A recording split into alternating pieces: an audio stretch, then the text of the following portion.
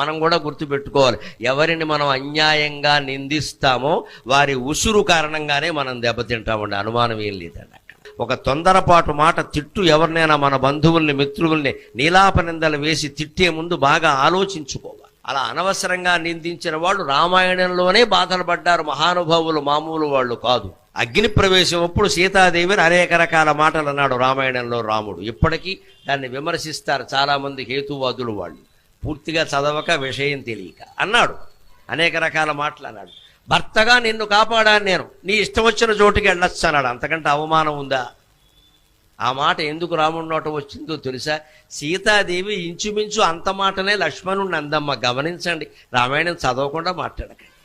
మాయలేడి కోసం ఆయన వెడితే హా సీత హా లక్ష్మణ అని అరిస్తే వెంటనే ఈయన్ని వెళ్ళమంటే నేను వెళ్ళనమ్మా, నీకు తెలియదు ఇది రాక్షస మాయ. వాడు అనేక రకాల మాయలు చేసేవాడు.